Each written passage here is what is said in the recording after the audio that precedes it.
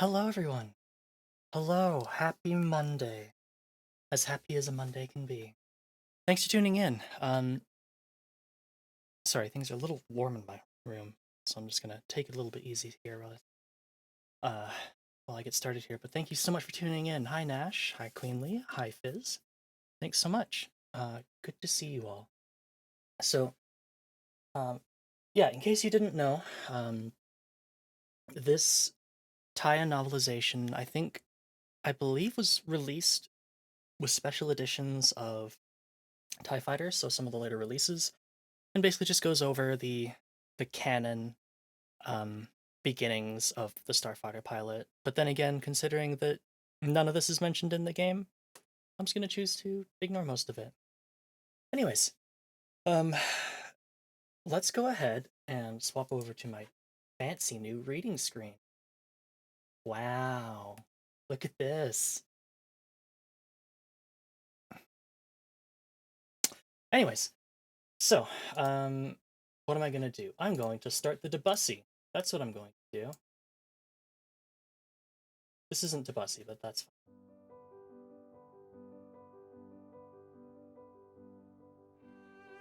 Ah, perfect.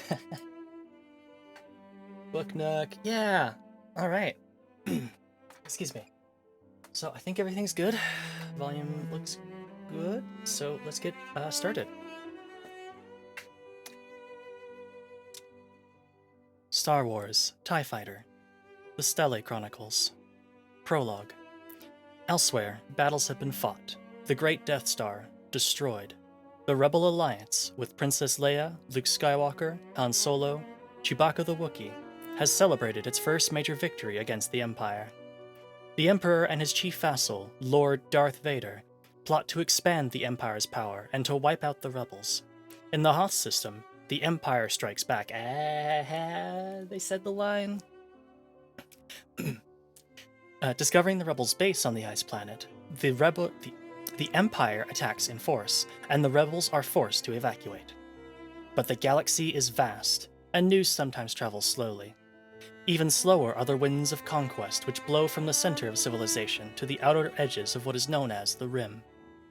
In the Tarun system, two small worlds engage in a decades-long conquest. Few people bother to recite the original causes of the war. It simply exists, ravaging the cities and the countryside.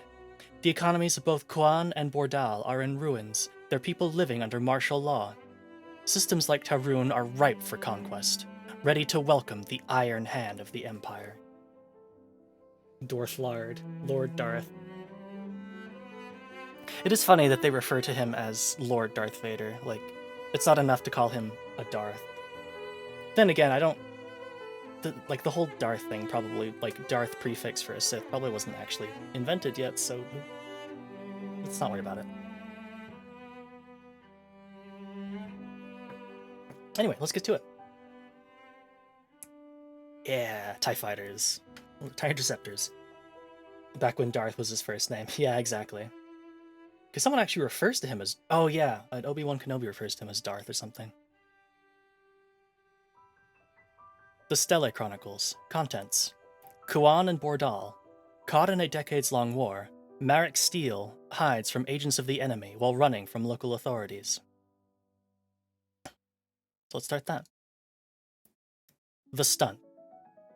The swoop fell low over the ravaged landscape, hugging the shattered rooftops. Small tornadoes of dust and debris sprang up to mark its passage. The pilot did not notice the destruction, the rooftops, or the dust. He had seen it all before. His eyes were riveted ahead, his hands gripped the sticks and his mouth clenched tight. The swoop flew towards an eerie landscape of high-rise buildings, once a great metropolitan center. Now, after nearly 20 years of interplanetary warfare, they were mostly empty shells. The swoop sped towards them.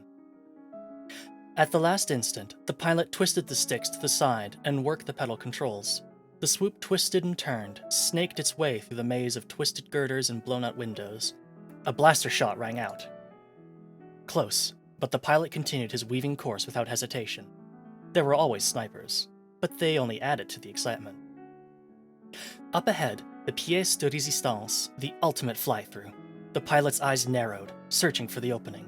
There it was, the great doors, partially torn from their mountings, hung to the side like the wings of some tortured moth. Beyond, the cavernous interior, empty, dark, and dead. He angled downward, flattening his approach at the last minute, and blasted past the broken wings, through the great opening that only just accommodated the swoop, into the building. He hadn't counted on the sudden change of illumination. The darkness. Blinded, he kept the swoop on a steady course. He had less than 2 seconds before he'd have to maneuver again. One, and... Too late. He'd have to begin his turn. He pulled hard against the counterforce of the sticks, jerking his swoop in an impossible loop. He'd rehearsed this in his mind so many times. He could do it. The G-forces slammed him against the seat, and the sticks jerked and tried to pull free, to follow the path of least resistance, but he kept his grip on the swoop, willing it around, imagining the walls and ceiling, feeling their presence in his mind. If he slammed into one of them... He could see again, but it hardly mattered now.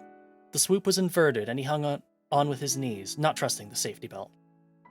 The swoop hit the ceiling of the cavernous room, not too hard, then bounced slightly with a scraping sound that echoed over the engine roar. There were bright sparks that died quickly, and great chunks of ceiling that fell in slow motion towards the floor below. Swoop loop, yeah. Swoop's a fun word to say.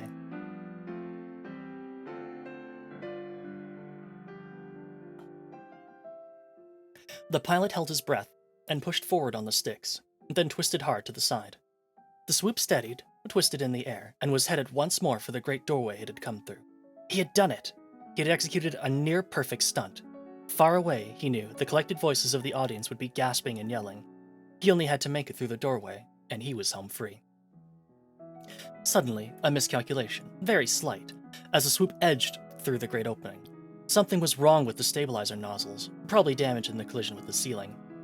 The swoop hit the side of the entrance with a sickening crunch, careened sideways a moment, then began to spin. The pilot did not panic.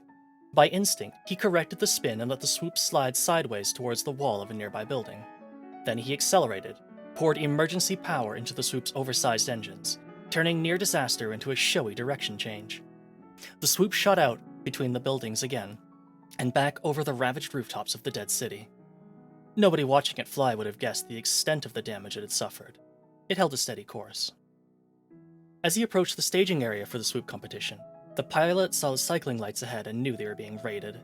The local authorities had better things to do, but they still cracked down on the illegal swoop rings at regular intervals. Instinct took over and he sent the swoop into a fast dive and turn, wondering if anyone had even witnessed his stunt. Were they all running, dodging, escaping, or worse, being loaded onto the hover wagons and carted away to reclamation sites? And worst of all, he knew he would never collect his winnings. That stunt would have certainly pulled in a lot of cash. He pulled the sticks hard and headed away, hugging the deck to avoid being spotted.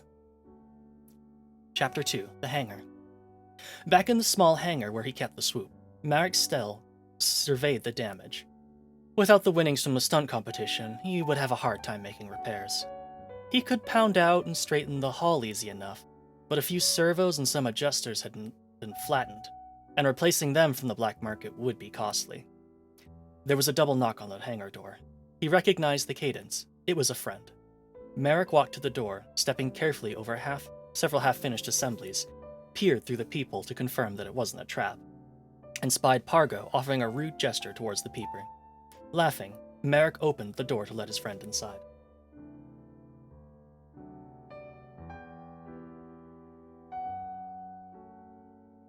Though only an inch or two taller than Merrick, Pargo must have certainly outweighed his friend by half again. Not fat. No, just naturally big. And strong. Pargo could easily outmuscle anyone he met. Any human, anyway. He walked inside quickly, and Merrick closed and latched the door behind him. "So you got away," Merrick offered by way of greeting. "Was out stunting, just like you," Pargo answered. Indeed, Pargo was still wearing long boots and coveralls, typical swoop gear. Merrick scowled. "Waste of time," he said. "I would have won easily. I was powered." Pargo glanced at Merrick's swoop. "Yeah, maybe. But at least my swoop's still in one piece." Merrick said nothing. Pargo was right. Pargo pointed at the front of the swoop. "Hey, what's that?" Merrick just shrugged. Pargo fingered a small device bristling with wires and gleaming connectors. He grinned and said, "One of your strange gadgets, I bet." Just a modified gyroserver sensor array I was testing. I'm imagining Merrick of Yu-Gi-Oh! Fame getting in on the, Egypt is boring. I'm going swoop racing now. Yugi, dare you fight me? Card games on swoop cycles? Pargo laughed. Well, there's nothing to gyroserver now. Why don't you flash down to the maze? I hear there's some strangers nosing for info. We could maybe buzz on them, have a little fun. Probably Bordali spies. To hell with them. To hell with all of Bordal. For that matter, to hell with the whole war. These guys might know something, suggested Pargo. You know, about... A fierce, almost feral look from Merrick made Pargo hesitate. So, you coming? He asked after a moment. They use it, I can't take this from Swoop. This is a cool space vehicle. It's very funny. It's such a... It's like a swoop. Swoop gangs, everybody, watch out. A sloop. Yeah, a sloop is a real word, but like swoop... I don't know. It's not bike. Bike or chopper or something. Those got some bite to it.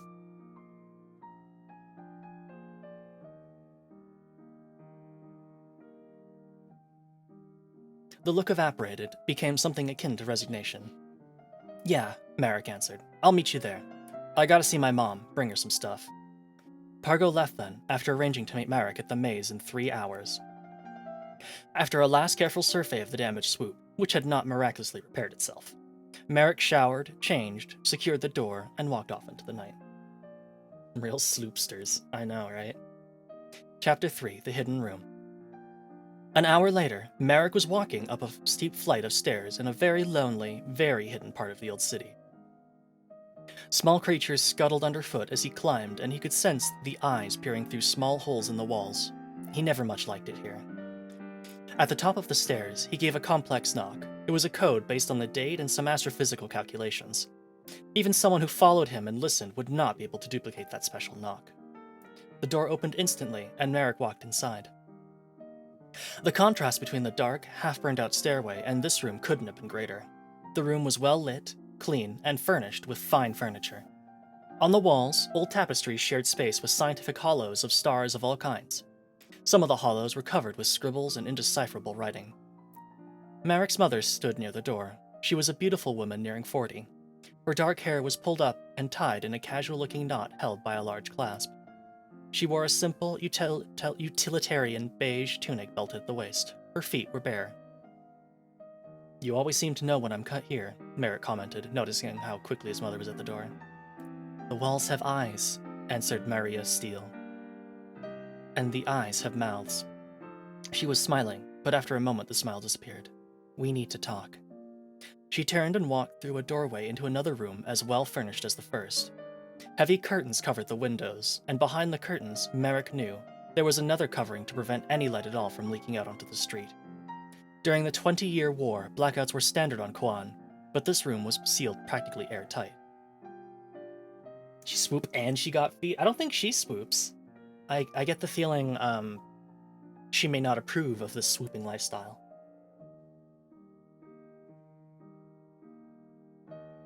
But maybe we'll find out. Sit down, she said. Merrick sat. He chose a stiff, hard chair that seemed to fit the formality of his mother's tone of voice. He waited while she fixed some local Tyrrhene tea in the adjoining kitchen. She took her time, carefully scraping the leaves, arranging them according to the custom in the cup, then adding the water. He watched through the open doorway, but he did not get up and join her, nor offer to help. He knew his mother wanted him to wait, to sweat it out. You're on the hollows, you know, she said at last, placing his teacup on a small table to his right. Merrick's eyes widened. What do you mean? He asked. That stunt you pulled. The raid was broadcast and your stunt was part of the coverage. She sat on a low chair facing him and began to blow on her tea. Fireballs! Oh, that's beam, he exclaimed, reverting to street talk. But Marina Stele only frowned.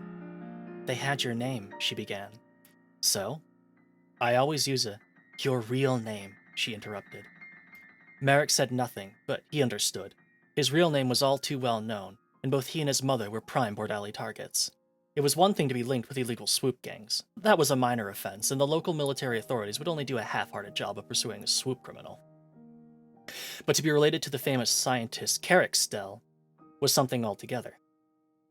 Ever since his father's abduction by Bordali agents, he and his mother had been keeping low, though, truth to tell, Merrick took too many chances. But capturing Carrick's family would give the Bordali a powerful threat to hold over him. The Bordali would need something to make him cooperate. Ordinary methods would almost certainly not work. They sat talking for some time. Merrick insisted that the publicity from the swoop episode would not cause them any problems.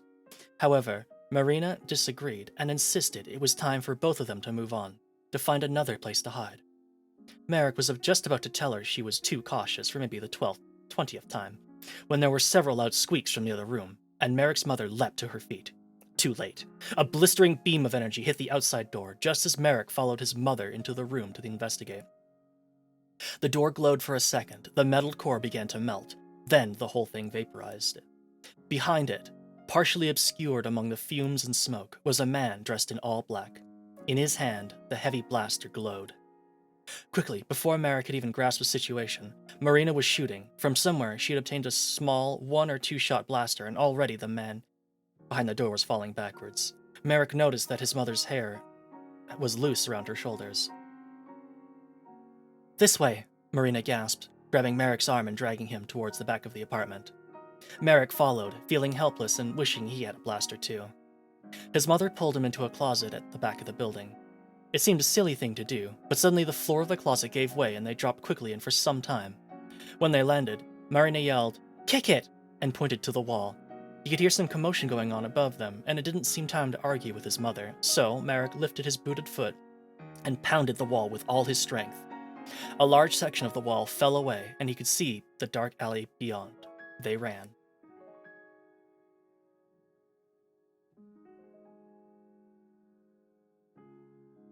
Your mom is in action mode. She owns. Can't wait for her to die a gruesome death to make our main character feel sad. Ugh. Chapter 4, The Bordali. A low, patchy fog blew through the damp streets, and the only light came from 1 or 2 of Kuan's moons. They listened a moment to the sounds of yelling back inside the building. Out on the street, it was quiet, and, without a word, Marina began running to the left, pulling Merrick along behind her. She said to avoid the side ponytail style and she'll be fine. We'll see. She might be like, "Oh, just give me a second, I've got to put my hair back up." And, "Mother, no, that's the side ponytail." Next thing you know, she's dying in an explosion. Her bare feet made hardly a sound on the rough pavement, but Merrick's boots were not so silent, and their slaps against the ground seemed each like small concussion missiles detonating in the alley. Marina rounded the next corner. Merrick was a few strides behind, catching up quickly. He had no clear idea where she was heading, and so just followed without thought, his senses casting about behind, fearing pursuit. And so he nearly crashed into her as he came around the corner. She was standing rock still, and he was just able to slow his charging gait before he knocked her down. Then he, too, stopped short. There were 6 of them, all with blasters drawn, all dressed in black. The black shapes quickly fanned out around them. Marina threw her small blaster on the ground and held out her hands. Merrick shouldered in front of his mother and stood ready to take on the whole lot of them, but Marina whispered, "Give it up, son. If you fight them, they will kill you and take me anyway. They won't kill us if we give up. They want us alive." "Listen to your mother, boy," one of the assailants said. Then he motioned with his blaster to the others, and 4 of them darted forward. They placed restraints on Merrick's hands and a soundproof hood over his head. The world went dark and completely silent. His last clear image had been of his mother smiling his way, but looking rather sad in fact, as 2 black figures bound her hands. He was seized, none too gently, and pushed forward. He stumbled at first, but soon grew used to the pace his captors set, 1 on each arm. After a few minutes they slowed, then stopped, and waited for what seemed like hours, but was probably no more than 10 minutes. They led him up a ramp. He still couldn't see or hear, but he could feel the ridged walkway under his boots, and something told him he was entering a ship. Someone strapped him to a seat. There was the familiar pull of gravity as the ship accelerated and left the ground. Merrick hungrily used his remaining senses to gain clues to the ship's direction, but the only clear sensation was up. After a while, the sense of planetary gravity and acceleration was replaced by an even pull, clearly an artificial gravity field. That could only mean they had left Kuan altogether and were in space. He could feel the slight vibration of the ship's engine. they were still under power. Someone removed his hood then, but not the restraints. He blinked in the sudden light, rubbing his eyes with bound hands. As his vision cleared, he took in the scene around him. He was in a small cabin with no viewports. He could see a standard sliding hatch ahead of him. He couldn't see behind. The room was only large enough to accommodate perhaps a dozen people, but there were only 6 seats. He guessed he was in some kind of shuttlecraft. His mother was strapped into one of the seats across the room, her face set in a fierce expression. 2 guards with blasters stood at the hatchway. They wore light green Bordali military uniforms. One man in a black uniform steered nearby. He spoke. "I am Gwaj. I am an agent of the people of Bordal. I just want you to know that we have no particular use for either of you, other than to secure cooperation from your husband." He nodded towards Marina. "And your father." He looked directly into Merrick's eyes. "Please understand. We only need one of you for that purpose. If you cause us any trouble, we will kill one and keep the other."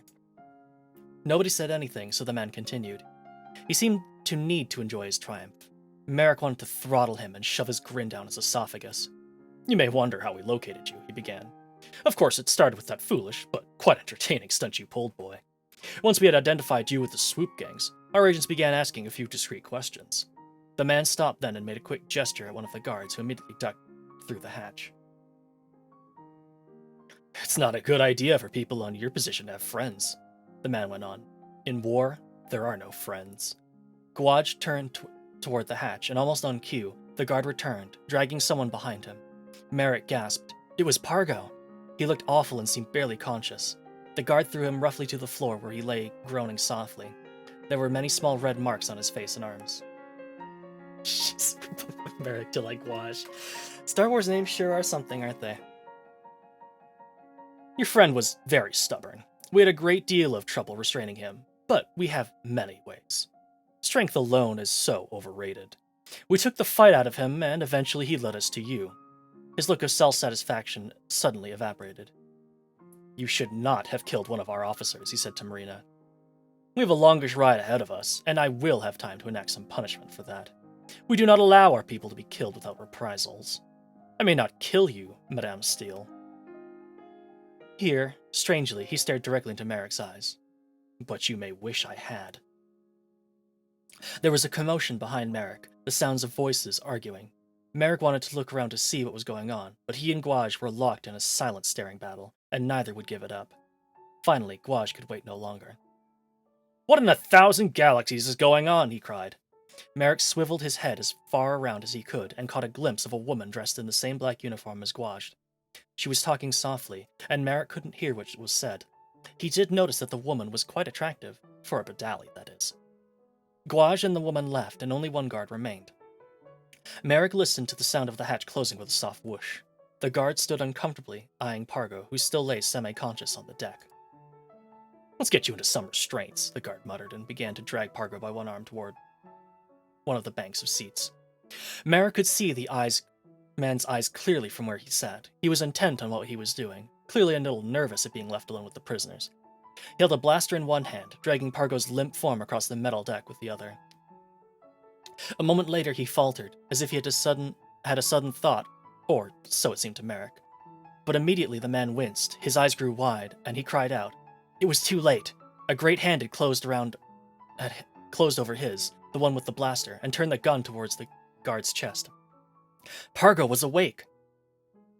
There was a short, silent struggle, but Pargo was immensely strong, far stronger than the guard, and within moments had forced the guard to his knees. The blaster remained pointed directly at the guard's chest, and as Merrick watched,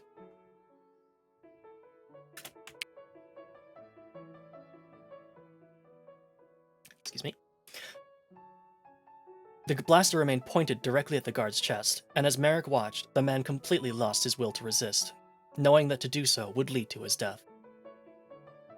So, instead of Pargo, it was the Bordali guard who found himself restrained.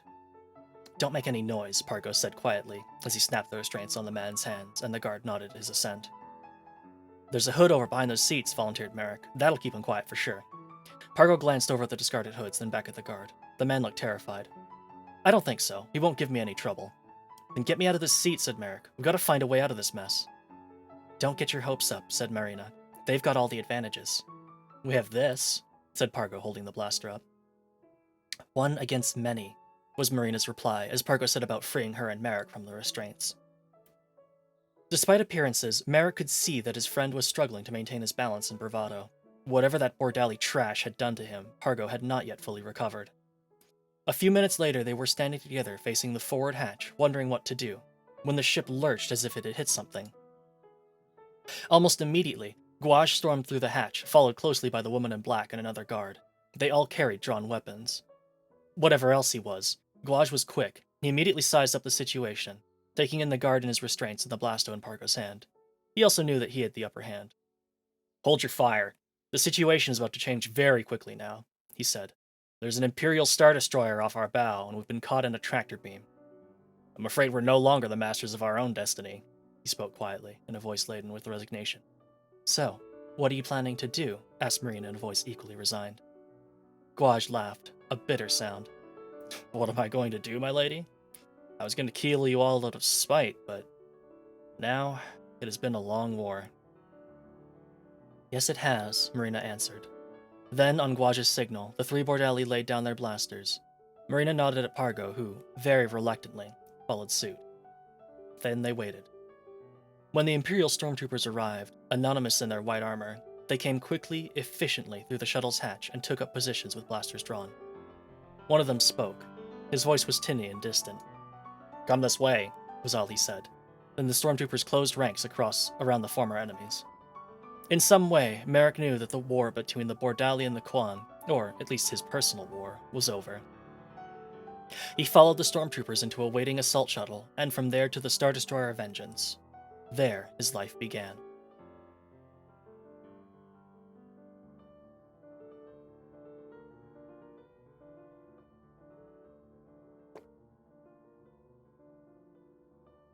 Chapter 5, The Vengeance. They stood in rows stretching off into the distance like great metallic insects on parade. After 3 months, Merrick had still not assimilated the vastness of the Star Destroyer, and the sight of all the TIE fighters, bombers, and interceptors in the cavernous hangar still had the capacity to overwhelm and to inspire. And then there were the walkers. He thought often of the irony of his present situation. There they had been, lifelong enemies. Now all that was history. In one moment of destiny, he was made to feel insignificant, and all the causes for which he had stood, likewise. He was afraid. He knew of the Empire, of course. Everyone did. But more by reputation and rumor than by contact or experience. The reputation that preceded the Imperials was one of efficient brutality. He saw absolutely no hope of escape and fully expected his life to be a short one. In that he was mistaken, however. When the assault shuttle had taken them to the Star Destroyer, he did not see it. There were no viewports in the small brig where they were held. Stormtroopers watched over them all, and the recent combatants could do no more than stare at each other looking dull and spent. They knew they had arrived at a new location only by the slight bump as the shuttle docked. They were led at blaster point into a long hallway. They saw little and did not know where they were. If they were on a faraway world, or a ship, or an outpost somewhere. They were separated, and Merrick was placed in a cell and left alone. Food was provided after a time. Mostly, he waited. Time passed slowly for Merrick, and he kept wondering what had happened to his mother and to Pargo. Then an officer came to his cell and spoke with him for a while. He told Merrick that the Empire had declared martial law in his solar system, and that all worlds now served the Emperor. There is peace now among your planets. No more senseless death and destruction, he said. What do you think about that? Merrick didn't know what he thought. The war was all he had ever known, and yet he hated it bitterly. It had destroyed his world, taken his father, and done nobody any good. He knew both his parents had been against it, and he had been raised to share that view, so he answered, I think it's a good idea. That seemed a pretty safe answer, considering where he was. The officer nodded. He noted something in a datapad, then asked, Do you have any skills we would find useful? I might, but I want to know about my mother before answering any more questions. The man made another note, then he waited. Merrick waited too. Finally, the officer shrugged his shoulders. Your mother is fine. You'll see her soon. Now, can you answer my question? Merrick realized he'd won a minor, if an inconsequential victory. I'm a pretty fair swoop pilot and mechanic. I also have a fair acquaintance with general science and astrophysics, he answered truthfully. I used to throw a mean hoverball, he added, though he figured it was useless information. The man made more notes, then stood and said, "Thank you." He left. The next day, another officer arrived with a small escort of shipboard troopers. He introduced himself as Lieutenant Pargat and asked Merrick to follow him. Happy to leave the confines of his cell, and hoping he wasn't going to be shot or otherwise mistreated, he followed.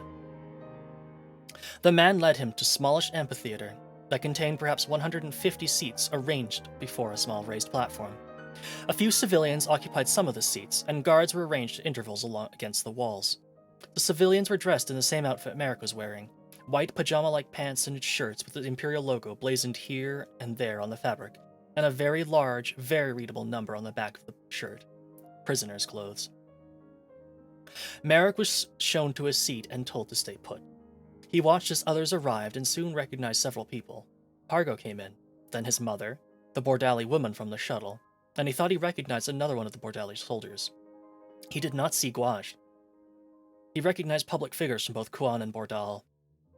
Of course, most of the people were total strangers, but many had the look of battle-hardened soldiers. Both his mother and Pargo smiled when they spotted him, but there was an obvious tension about their faces, with Merrick sure his echoed. Excuse me. This was no time or place for rejoicing or happy reunions. Who knew what these Imperial conquerors were up to? After a time, the amphitheater was filled. Then a man in a formal Imperial uniform approached the raised platform and began to speak. His voice was amplified, though Merrick guessed that his natural voice was quiet. "Beings of Tarun, I am Admiral Morden, your host aboard this ship. I have invited you here to introduce you to the Empire, and to help you understand where our purpose is and what your roles may be. You've been chosen from among your people for a variety of reasons. Some of you will return to your home planets and serve the Emperor. Others may, if they qualify, join the Imperial fleet and help us bring order and peace to the galaxy. For now, please listen and learn. Later, you will have an opportunity to ask questions."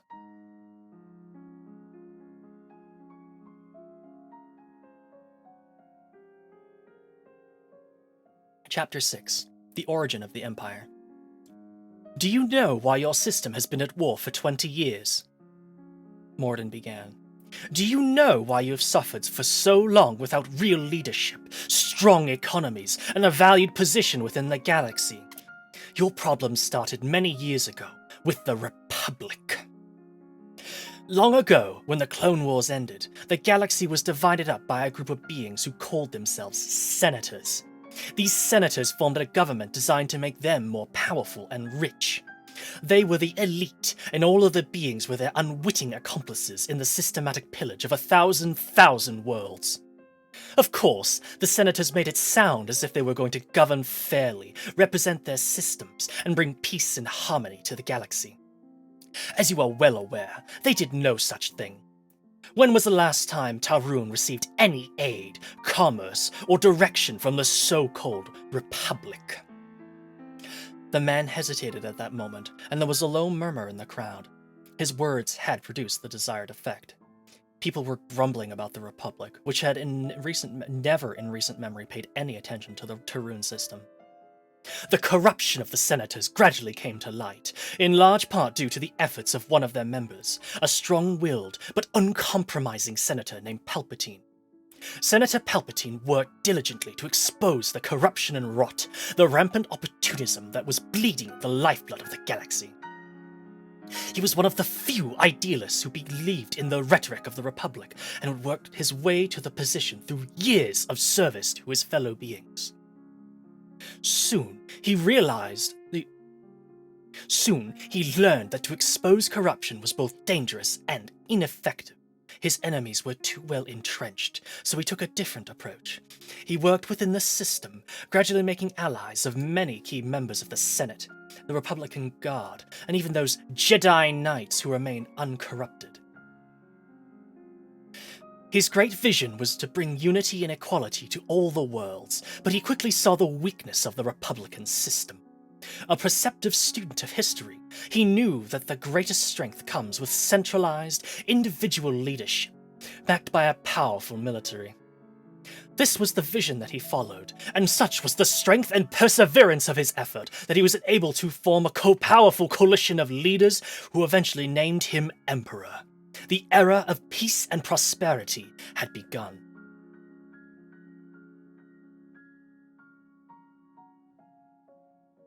This is really not canon. I mean, I get the feeling that this guy is telling the party line, as it were, the Imperial line.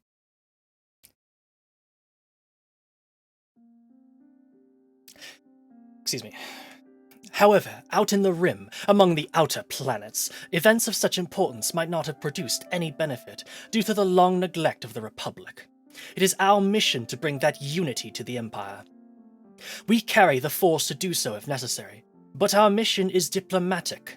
We will install our sector governors and local authorities, bring order to your worlds, and make them productive members of the Empire. Today, the worlds of the Galactic Core enjoy prosperity, security, and tremendous growth. With a strong central government, each planet, each system, and each sector contributes its part. He's giving his side's propaganda for his own intentions, not his narrative. Yeah, that's. I mean, he's trying to onboard people into the whole idea of the Empire. So he's given them the one that makes the Emperor look really good, obviously. The hardy settlers of the Cardua system excel at mining the rich ore deposits of their asteroid belts. Their neighbors in the Zor system enjoy rich soil and trade largely in agricultural goods. They also provide the finest far berries in the galaxy, prized for their fine scent and invigorating effect. Each benefits from their efforts of the others. Tarun also has a role to play, and we are here to give you the opportunity to join the greatest empire of all time. Isn't the timeline for after the Clone Wars super off, though? I don't think so. I don't know. I'm not gonna... I'm not really sure. Like, if I go back, as far as I can tell, like, it makes sense. Like, nothing seems like it's really... Actually, no, you're right. Time to group watch episode 3. Hell yeah. Long ago when the Clone Wars ended, the galaxy was divided up into a group of beings. Okay, alright. That seems a little weird, but... I mean... The Clone Wars were basically over by the time... Like, the Clone Wars ended, and then immediately... Like, Mace Windu and the rest of the Jedi went to go... arrest Palpatine, and then he's like, oh no, the Jedi tried to kill me! It's time to enable, the Galactic Empire, so... It's, like, almost right. It's not, like, super off, in my opinion. Anyways. There are dangers, even to this great empire, to you and to all of us. The Emperor wants you to know who our common enemies are. First, there is the problem of rogue alien races who cannot, or will not live in peaceful coexistence and commerce with the human race. Or of designs of conquest themselves, races like the Mon Calamarians and the Wookiee. You can join us in thwarting their destructive efforts. It's certainly closer than you'd expect for when it was released. Yeah, because this came out... I imagine the book was written in either 94 or 95. Probably 94. Or 93, even. So that was that was before even episode 1, so... Yeah, pretty good. There are also some who wish to resurrect the old corruption. Led by former senators who want to return to their corrupt ways, these rebels have dared interfere with our attempts to bring peace to the galaxy. Make no mistake, they are led by desperate and persuasive criminals, and they have made unholy alliances with some of the very alien races who desire our destruction. We welcome qualified volunteers in the fight against these evil beings and their lies. The Admiral stopped speaking and looked over the assemblage. Merrick felt his eyes sweep over and, very briefly, lock onto his. Or so it seemed. The moment was very fleeting, but it somehow made Merrick feel noticed, and very uneasy. Then the man continued his speech. He spoke as if he were welcoming them to a hotel or to a resort. as if he were speaking to paying customers or invited guests. Merrick supposed that some of the audience might have actually been invited, but many were dressed, like him, in prisoner's clothes. "You are on one of the many great ships of the Emperor's fleet," said Morden. "This is the Imperial Star Destroyer Vengeance. Nearby are several other Star Destroyer... Oh my god. You'd think I'd never done a British accent before. Excuse me. Nearby are several other Star Destroyers and a few frigates. We are here to assure you and your neighbors peace, order, and prosperous commerce. Many of you have never seen a Star Destroyer before. I will now acquaint you with this marvelous instrument of peace and order." Then the lights dimmed, and a hollow projection appeared near the man. It showed a great ship, dagger-shaped and ending in a raised wall topped by two cylindrical projections. Though it looked quite complex, there was no scale by which to judge it, and Merrick looked on with mild interest. "This is an Imperial-class Star Destroyer," the man announced with obvious pride. "It is an impressive bit of engineering. By way of comparison, I'll show you what a standard interplanetary shuttlecraft would look like in scale." A small shuttle appeared, much like the one the Bordali had used to transport Merrick and his mother. It was merely a speck. Merrick felt his heart skip. He was inclined to suspect some trickery, but the man went on, as if reading his mind.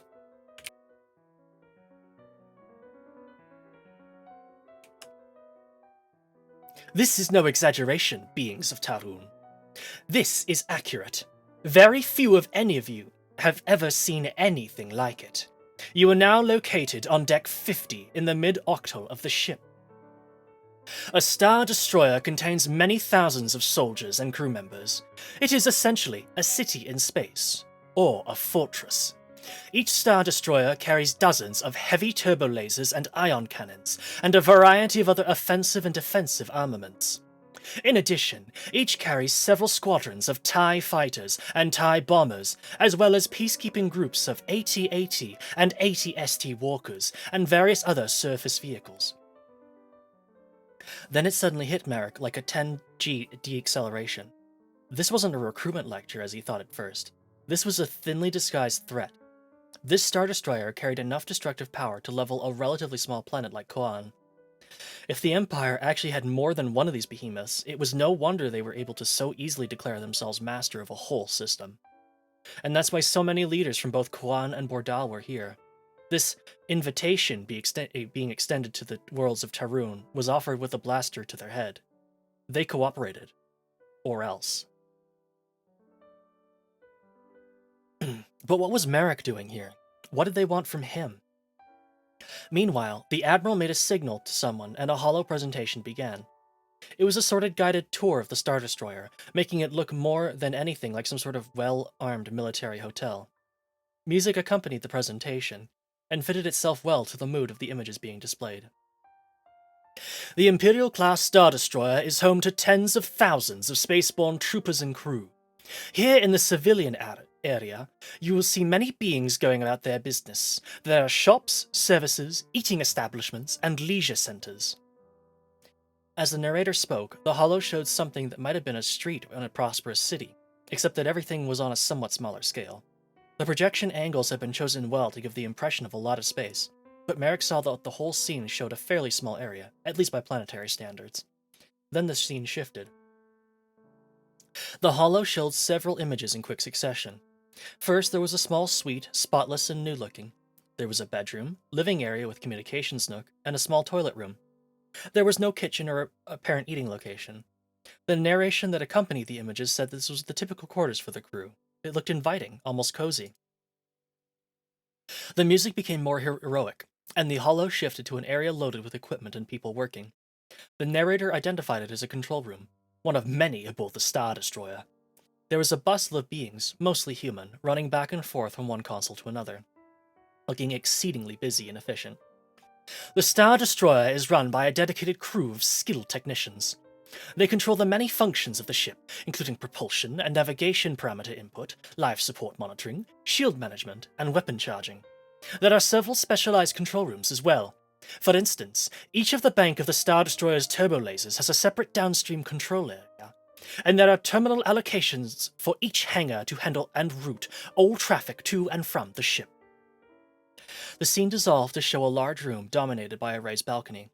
The scene depicted a large hollow map. Again, there were various soldiers and crew busy at work on various mysterious machines. Tactical operations are handled from the central planning bridge. Here, the commander and his crew can maintain constant awareness of ongoing operations. The hollow presentation continued, showing some of the other sights of the Star Destroyer, including a quick look at one of the huge turbolasers. Finally, the image faded, the music went silent, and there was a moment of utter stillness within the amphitheater. Then, slowly, the image of a man appeared in the holosphere. He was dressed in a long robe and hood, and Merrick felt a resonance within him. Here was a great man, full of aesthetic values and deep thoughts. The man's face was shrouded beneath an oversized hood, so only parts of him could be seen. There was something about him that drew him to you. There was something about him that drew you to him. The man spoke. His voice was soft, and it pierced the senses.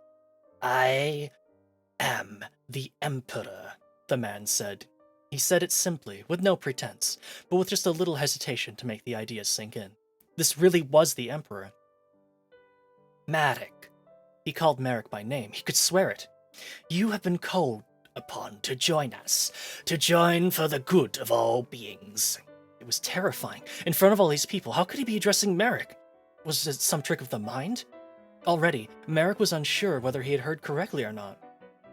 But the hooded being was speaking still, and his voice and inflection rose slowly as he did. Those who oppose us must be destroyed. Those who would corrupt others, enslave them, and steal what belongs to us must be stopped. It is time for strength. It is time to remove the last obstacles to peace, prosperity, and real power. Such has not been seen in the galaxy since the days of legend. Merrick felt each word the man spoke, as if it were a physical entity. The Emperor spoke for some time, denouncing his enemies and promising to eliminate them. He spoke of loyalty, and of peaceful domination over all the worlds. And by the time he had finished speaking, Merrick was ready to do anything, go anywhere to serve him. The Emperor was the only hope for unity and strength. Unity and strength. It became Merrick's motto. That was 3 months ago. Now Merrick worked as a mechanic in one of the main hangars aboard the Star Destroyer, surrounded by rows of vehicles ranging from TIE fighters to Imperial walkers. He was lasing a new heat panel onto the side of a TIE interceptor that had come in for repairs. They had left Tarun and were light years away by now. Marina had stayed on Kuan to try and help in the transition of power and to look for her husband. Both Merrick and Pargo had joined up, seduced by the excitement and the power of the Empire. And although he couldn't explain it, Merrick had a strong feeling that his father was no longer in Tarun and hoped to find him somewhere in the vastness of the galaxy. They switch on some sort of mental suggestion machine at the end there. It could just literally be like the Emperor's power. Because, like, the Emperor's a pretty powerful dude. Like, he could literally, like, be projecting himself onto that Star Destroyer. Because there's a couple of other times that he's done stuff like that, where he's, like, sent, like, personal messages. So maybe it's just that. Force hologram magic, pretty much. Like, just kind of, like, reaching out and, like, force suggesting and all that other fun force stuff. This hangar was a repair and construction facility, and all those vehicles here were either under construction or were damaged and in need of repair. Great burn marks, slashes, and twisted metal confirmed the fact that not all systems were as easily assimilated as Tarun had been. The Vengeance was constantly on the move, making hyperspace jumps from one hotspot to the next. Though Merrick had no reason to know about the military missions of the Star Destroyer, there were always rumors and stories filtering down even to his level, and he knew the Vengeance was involved in several actions simultaneously. They would jump into an area of conflict, launch TIE fighters or landing craft, then jump to another area to launch additional ships, or to provide support to ongoing operations. Each time they jumped, he could feel a slight displacement or blurring of vision, but it quickly passed. In the past few hours, the Vengeance had made several jumps. Then, perhaps an hour ago, several damaged fighter craft had been brought back into the hangar. Merrick and the other mechanics were working hard to bring them back into service. Earlier, there had been several muffled thumps, and someone told Merrick it might have been heavy torpedoes hitting the Star Destroyer's shields. It was quiet now, and the TIE Interceptor was repaired. Merrick asked permission of the foreman to test the interceptor. It was an unwritten rule that repairers were supposed to perform shakedown tests of the vehicles before handing them back over to ops. Many mechs had learned the basics of piloting, and Merrick's swoop experience made him a natural. "We're in planetary orbit over Farboon," the foreman told him. "There's no action out here. Go ahead. Make it quick. We're scheduled for another jump in 3 hours." Merrick climbed into the TIE Interceptor and adjusted the seat and belts. He wasn't wearing the standard TIE pilot's helmet and life support gear, but a modified version the repair crew had rigged together. He didn't worry about wearing substandard gear, however. This was the moment he'd always waited for, even if it only lasted a few minutes, just long enough to test the fighter's systems. It was like being a bird freed from its cage. Farboon. Star Wars names continue to win. He signaled over the comlink that he was ready and fired up the twin-ion engines. There was a dull roar inside the cockpit, and the vehicle began to shudder a little. He made a mental note to pass this one over to an engine specialist when he was finished. Then he guided the small craft onto its repulsor lifts and towards the airlock. As soon as he blasted into space, he was greeted by the image of a great planet that dominated the blackness. It was green, blue, and white, and it hovered directly ahead. Merrick had never flown near a planet, and we took a moment to enjoy the view. He scanned for any other ships, but saw none. He rolled the fighter to take a quick look at the Star Destroyer. He never got tired of looking at it, could never quite absorb the grandeur and immensity of it. Then he began to run the TIE Interceptor through its paces, watching carefully for any signs of malfunction. Normally, repair operated on its own comlink frequency, but Merrick had discovered how to tune the channel to a dual band that also picked up one of the non-restricted military channels. He liked to listen in on their operations, even though nothing of importance was broadcast over the channels he could hear. Today was different. Just as he was about to head reluctantly for the hangar again, there was a sudden squawk on his headset and an urgent voice called in. "All units, is anyone operational? Emergency, please report." Merrick did not answer. He wasn't supposed to be on this band after all, but the voice kept calling, and apparently not receiving any answer. Finally, Merrick decided to find out what was happening. "This is Stele," he said into the mic. "What's the problem?" "Who the hell are you, Stele? Where are you?" the voice demanded. "I'm in repair, testing a TIE Interceptor to return for duty, sir." "We've got a shuttle in trouble," the voice said quickly. He seemed to be listening to someone else speaking at the same time, because his transmission came in bursts of speech separated by short pauses. "No time to argue. Escort destroyed. Too close to planet. Get over to the far side. Find the shuttle." Then he relayed some coordinates and vectors that Merrick only vaguely understood. But he fired the engines to full power and headed around the edge of the planet. "We'll be back," was the last thing he heard from the voice. Then he was alone. Looking at his scanners, he saw the Star Destroyer was gone. Okay, before we get into the action, I'm gonna grab another drink. Because, God, this is a lot of talking. So, be right back.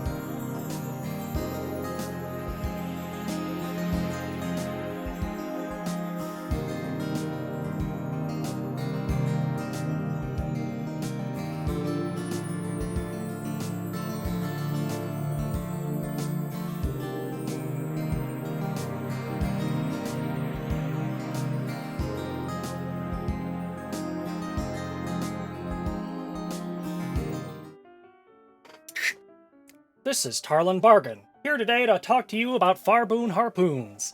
It's happened to all of us, out on a spaceflight test, but as soon as you hit a little turbulence on the atmospheric barrier, you hear the telltale sounds of critical systems slowing off onto the hull. Well, no worries. With Farboon Harpoon, just wrangle that little doggy on back. Yours for only $19.99 installments of 90 Imperial credits. Call today. Alright, welcome back, everybody. Chapter 7, The Shuttle. Navigation and acquisition of... Sorry, I'm going to adjust my pop filter there.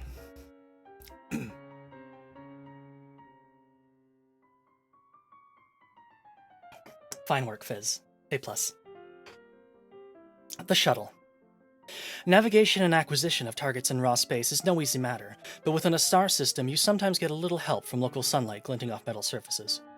So it was that Merrick spotted the shuttle and its attackers maneuvering in the lonely blackness above the planet's atmosphere. Soon he could see the blue glow characteristic of ion cannons flickering across the surface of the shuttle's shields. Of course, he had no idea what ion cannon glow looks like, just that it was easily visible. "I see them," he said into the comlink. There was no answer. As he sped closer, he was able to spot two Y-wing fighters shooting at the shuttle, which clearly showed Imperial markings. There was some debris floating around, and he recognized parts of several TIE fighters. Merrick didn't recognize the markings on the attacking Y-wings, but it didn't matter.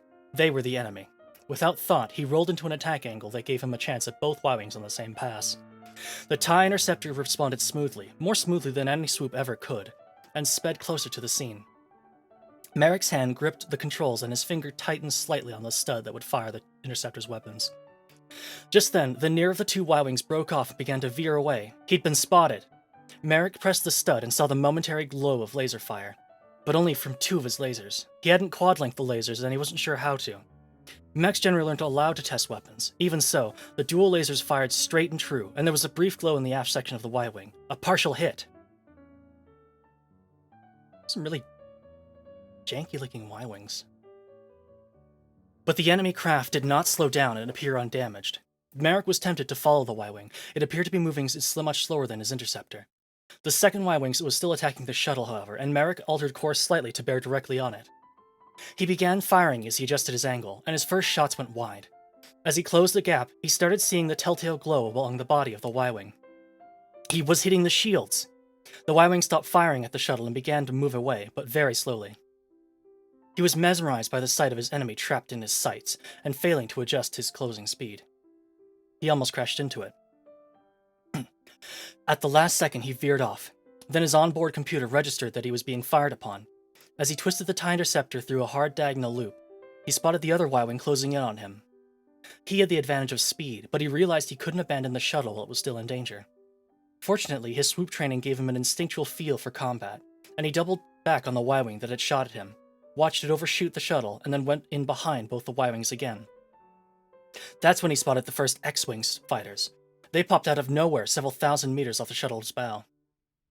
"I'm in big trouble now," he said to nobody in particular.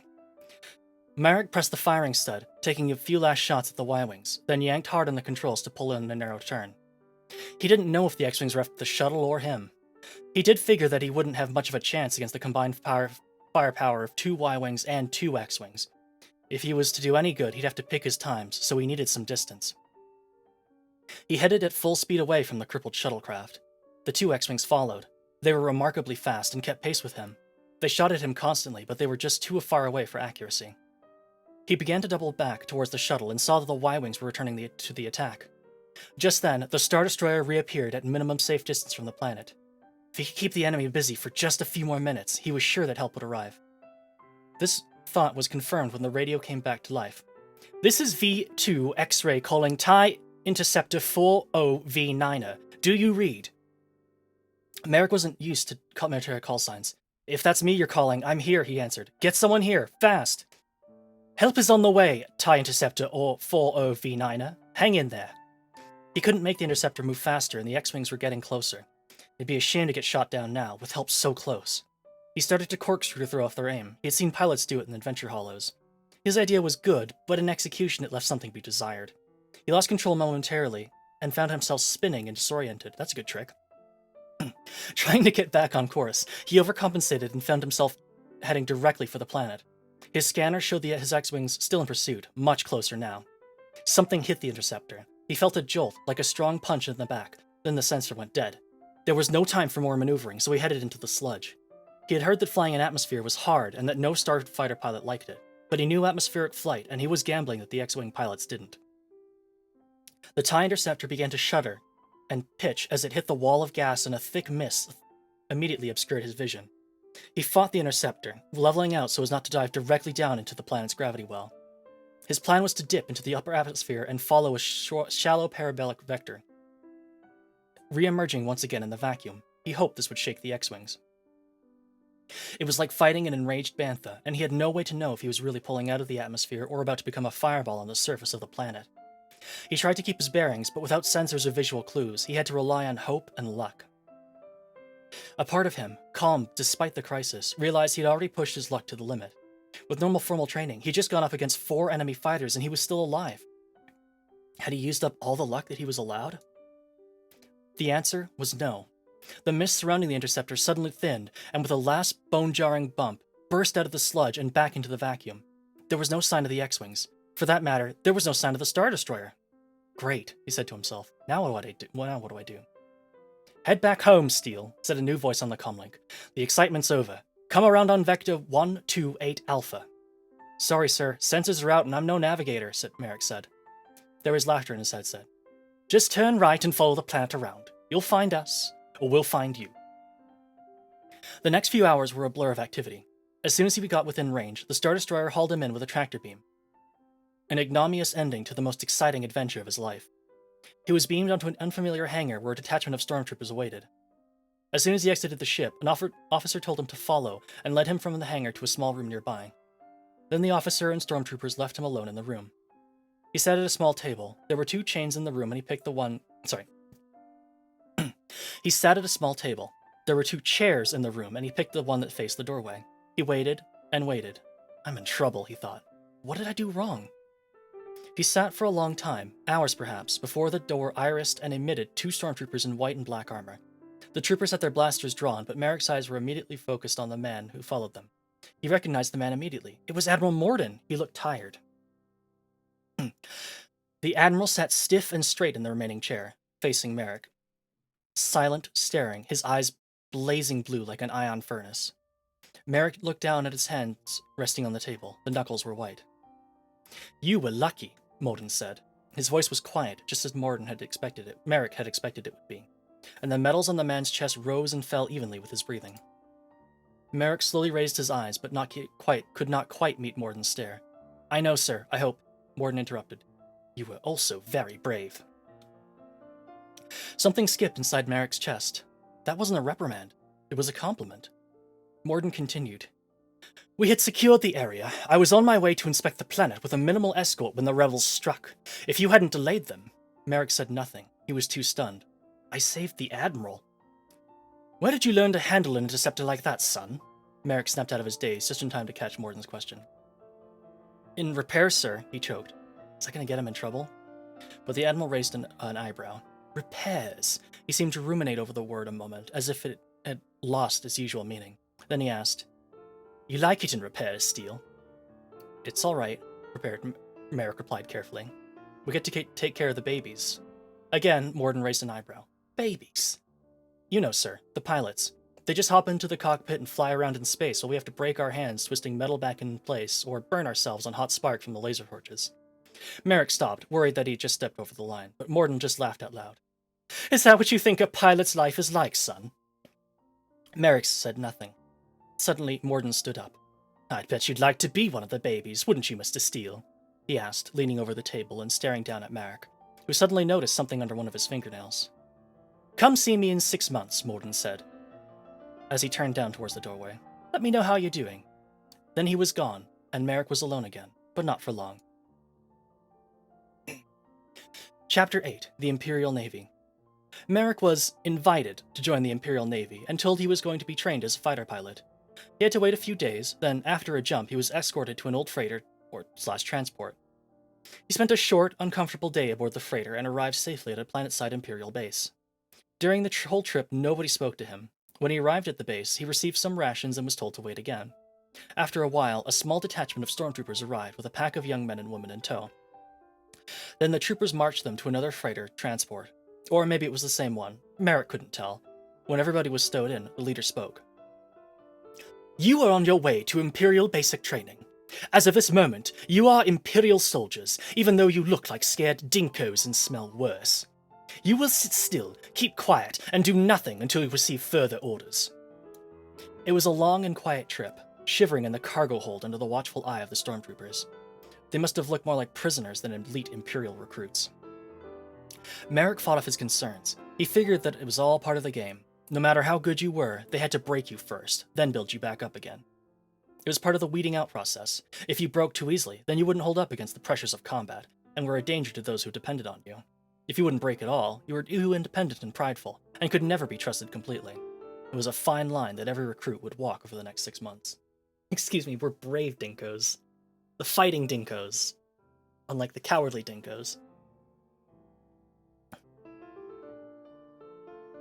The ship lurched out of hyperspace, and everyone slid slightly on the deck, as dynamic braking took hold.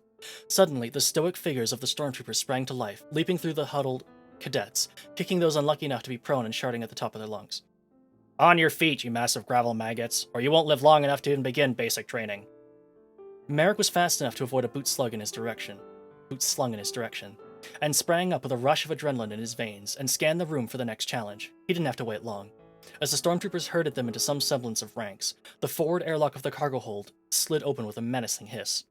There, with all the eyes in the room upon him, stood a man-like form, backlit, dark, and larger than life. Brave Dingoes are my favorite team from Legends of the Hidden Temple. Ah, a truly elite team. He was clad in trooper armor, but the reddish light behind him cast an eerie glow. An Imperial crest on the right breastplate literally screamed out the man's importance. As troopers moved to flank the man, Merrick noticed with some displeasure that the newcomer was more than a head taller than anyone in the room. Two massive hands reached upward and twisted the helmet release gingerly, belying the ease with which they could have just as easily snapped a man's neck. The helmet rose and was tucked casually under a massive left arm. Some unlucky soul behind Merrick gasped and received a rifle butt to the side of the knee for the indiscretion. He writhed on the floor now, but had gained enough sense not to cry out. Doubtless, others had stifled similar exclamations upon witnessing the scarred visage that glowered at them through one intense eye, its partner a memory behind crudely stitched skin. Merrick wanted to look away, but found it difficult. It probably wouldn't have been wise anyways. I am Senior Master Sergeant Yona T. Stark, it said, but you will call me Sergeant or Sir. You have no names other than those I chose to give you. You have no lives other than those I bestow upon you. You have no choice other than to obey. The Emperor is your life. I am his voice. I will find the warriors amongst you and guide them to the glory of the Empire. More importantly, I will find the unworthy. I will hold their hearts in my hand, and I will crush them. And so it began. Oh, ha. Sorry. I'm just reading. I'm just reading ahead. Chapter 9, Basic Training. The first day was a marvel of activity, chaos, and eventual order. They were processed, tested, marched, fed a little, tested some more, divided into groups, and finally assigned quarters. Already, several recruits that Merrick had noticed in the transport were missing, presumably sent back where they came from. Merrick had no idea what his subjective time was, but the base time was late when he was finally able to collapse into his hard, small bunk in a drafty barracks. Each recruit had been given a small hollow and told, absorb this and be ready to regurgitate it tomorrow. And so he sat up, grabbed the hollow, and activated it. Imperial Navy Orientation. Excerpted from Class 070536. Indoc Guide W5754F C215. For official use only. Chain of Command. Flight Cadet. Flight Officer. Lieutenant. Captain. Commander. Major. Colonel. General. Vice Admiral. Admiral. Grand Admiral. Ranks on a terrible and TIE fighter. That's I don't know why. It's just like you're breaking the fourth wall here, game. Thanks for letting me know I couldn't get to Grand Admiral in the game. Okay. You are in training to become a pilot in the Imperial Navy. This is your opportunity to excel in the service to the Emperor. These are the ranks you may achieve, should you prove yourself worthy. Medals and ranks. You may earn certain emblems of recognition for service to the Empire. These medals are added to your permanent record and may be viewed in your personal datapad at any time. What if I sat Admiral on the high scored list just a ton of player? Oh, that'd be so good. Training completion certifications. Upon completion of 4 levels of any training course, each pilot will receive his general certificate. Seals for satisfactory training for each spacecraft are added to the general certificate upon completion of additional courses. Combat training medallions. Upon completion of 2 missions in the historical simulator for each craft, a pilot receives a bronze combat training emblem for that craft. Completion of a 3rd mission upgrades the medallion to silver. When all 4 missions are completed, the pilot is awarded a gold medallion. Theater of Operations Service Medals. For completion of service to the Empire in battle, a pilot may receive service medals with additional stars and bars for battles within a particular theater of operations.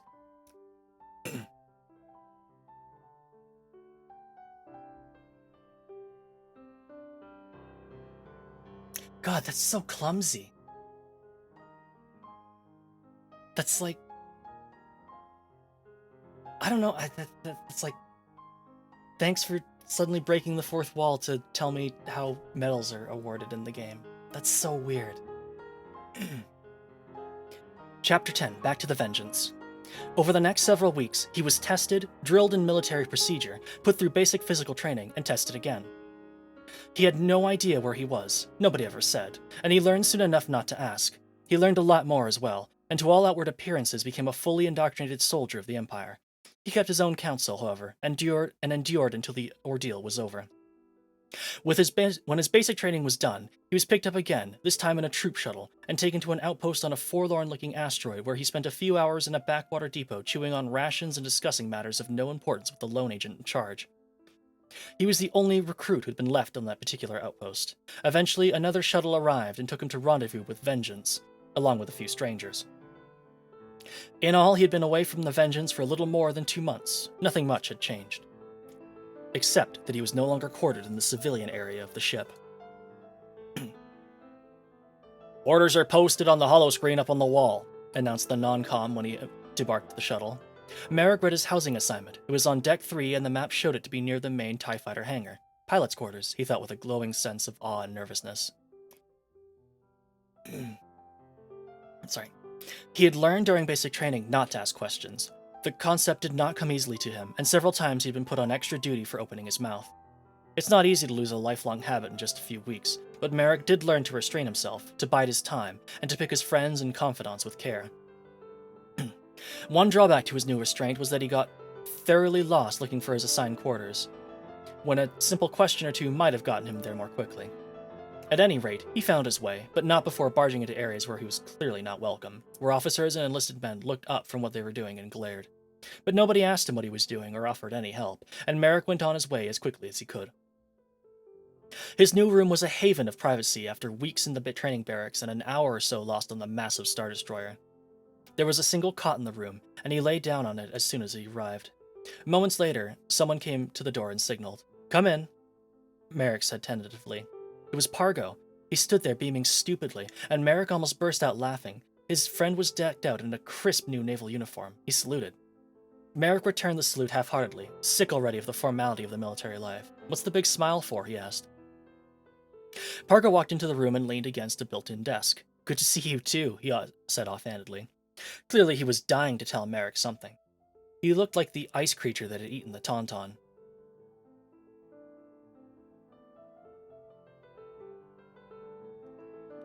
Is that like a saying, or do you just not know what they're called? That is... Good time to be a game manual. Pretty much. Come on, out with it. Merrick didn't much like it when someone stretched out the telling of important news. And judging by the rictus that passed for Pargo's smile, this was something pretty big. Are you gonna stand there all day or what? Look at the cat that caught the canary. Oh god, that's what it is, isn't it? Oh my god. Oh, that's so awful. I hate it when Star Wars does that. That is totally what it is. Oh no. Oh no. Please, Star Wars, just don't. You do not have to force Earth sayings into awkward. Oh, that's so awful. Anyways. Okay, don't get your trainats in a snit. I'm happy for 2 reasons. First, you're back from training and are finally one of us. There's a lot that goes on aboard the Star Destroyer that civilians never know about. Yeah, said Merrick cautiously. And the other reason? I'm going to be a stormtrooper. They asked me to start training in 3 days. Merrick wasn't sure why Pargo was so happy. Sure, the stormtroopers were among the most feared and respected of the military divisions, but wearing all that armor and being so nameless and faceless had never appealed much to Merrick. On the other hand, that's great, Pargo. I guess you'll feel that armor real well. I think I'm going to be trained to be a pilot. Pargo's smile faded. You mean you're going to fly those rickety TIE fighters? Those things are death traps. Are you crazy? Guess so, Merrick answered. You heard about my little adventure?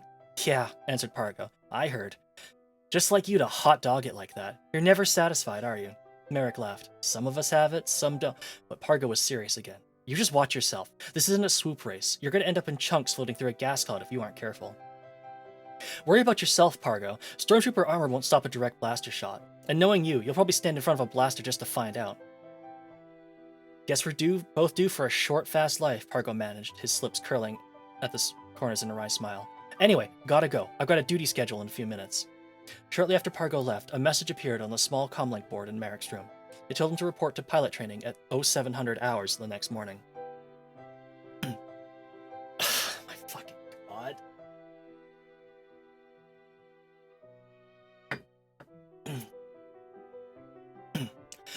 Chapter 10, Pilot Training. The first day of pilot training consisted of a self-paced hollow training session. He reported to the registration desk for pilots aboard the Star Destroyer and gave his name. The guards at the door then let him enter the training flight open ops concourse. He first tried to walk through the door, but then they blocked the way, and then he had to enter his name, and then they let him through. Because we're not done awkwardly shoehorning actual game mechanics into this novel. The identified sections of a blurry CGI, hell yes.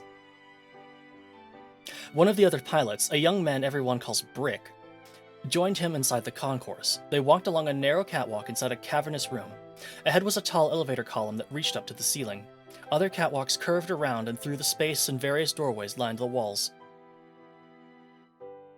on several levels. Merrick gawked shamelessly at the spaciousness of the room. He was still having a hard time getting used to the dimensions of the Star Destroyer, and this was yet another reminder of the sheer immensity of the vessel. This is exactly the stuff from TIE Fighter. God, this just feels so awkward. Brick pointed out the various doorways, each leading to a different area. First, you've got the training simulator, he said. Once you've taken some basic instruction, you'll go there to prove you know how to fly a fighter. Then comes the combat chamber. You get to fly simulations of real missions from history. The instructors here set a lot of store on how you do in the historical sims. Actually, it's pretty fun. It's just like the real thing, but you can get blown up and it doesn't matter. Not that you want to get used to being blown up. On the second level, in the back, you get to check the hollows of your battles in the film room. To the left is the tech room, where you can learn all about various spacecraft. The instructors like you to spend some time there too. They claim it just might save your life in combat. Finally, there's the doorway that leads you to the ready room and real missions. After your training is done, that's where you'll go. Hey, time for your first flight sim lesson, Cadet Stele. Good luck. Merrick entered the combat chamber then, where a great machine opened to allow him inside. Once he was strapped in, the huge machine closed over him like some giant beast devouring him. All was darkness at first. Then, with a mental lurch, he found himself staring out into a starry vacuum. His hand gripped the controls as a sensation of movement and weightlessness overcame him. The simulation was as close to flying as he could imagine, and he quickly gave himself over to the experience. During his first session, Merrick learned basic information about the role of a pilot, as well as the systems and control found on Imperial fighter craft. Much of it was familiar. He had repaired or replaced most of these systems at one time or another. Some of it was new, however, and he absorbed it all eagerly. The sooner he got through this part of the training, the sooner he'd be back behind the controls of a real starfighter. Oh my god. It was nearly a week before Merrick got his first training opportunity inside a trainer TIE bomber. The instructor, a Captain Trox, set an extra seat in the specially modified craft and helped Merrick become familiar with the instruments and their functions. Of course, Merrick had already learned most of this on his own during his stint in repairs, but he kept his mouth shut for the most part. First thing you do, Cadet Stele, is to settle into this seat and adjust straps and helmet. Most of our fighter craft lack life support, and this helmet and mask are what keep you breathing, mister. So don't forget to check it out before you go spaceborne. Merrick adjusted the helmet and tasted the slightly stale air that came through the rebreather apparatus. Captain Trox donned his own helmet and spoke through the comlink. His voice was tinny in the speaker, but clear. He walked Merrick through the proper pre-launch procedures, and soon robotic arms lifted the trainer TIE bomber and transported it along the hangar rail system to the launch platform. They powered up the twin-ion engines and lifted off. Trox piloted the craft at first on auxiliary controls, and soon they were in open space, the Vengeance falling away in the distance. Today, you're going to learn about standard cockpit controls. In this trainer craft, all parts of the cockpit are clearly labeled, and I will refer to the labels as I point them out to you. Listen carefully. I don't like to repeat myself. And you don't want to be in a small cockpit with me when I'm in a bad mood. In the upper right corners are the front and rear scanner screens. Your life depends on these screens, so learn to read and understand them. The front scanner on the left tells you what's in front of you. Friendly, Imperial craft, appear as red dots on the scanner. When the dot is centered in the display, the craft is directly in front of you. Enemy craft appear as green dots. Craft of unknown allegiance will appear as blue or purple dots.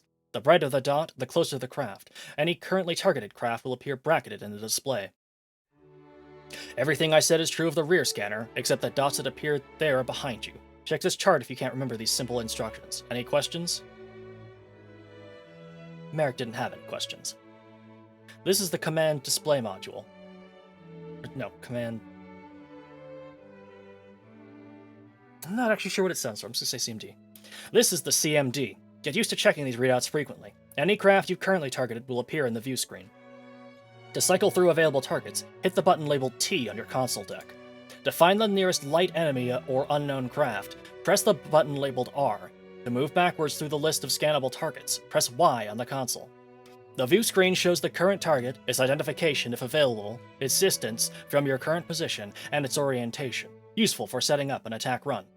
In addition, the CMD can usually give you information about the targeted craft, including cargo contents and shield, hull, and system status levels. The lower right corner readout describes the specific component on the targeted craft. If you've got your enemy showing hull damage, you've got him. Remember, most Rebel fighters have shields, so once you begin to damage the hull, they're ready to be finished off. When you've donned the flight helmet, you may have noticed a floating display in the center of the viewport. This is your targeting HUD. Most Imperial fighters carry onboard targeting support. In the old days, we acquired Imperial enemy targets using manual sights, but there aren't many of us left who can do that. What you've got here, boys, is a sophisticated sensor-driven targeting system. It tells you when you're at the proper firing angle by glowing green. Me, I find if I'm not ready to fire when your target is lined up, this green light isn't going to help much, but some of you younger pilots seem to like it. Oh, and if a target is beyond visual range, it will be bracketed in a yellow box. Around the HUD, you'll see the current weapon configuration, whether linked or unlinked lasers. This craft has 2 laser systems. Some of your fighters may have more.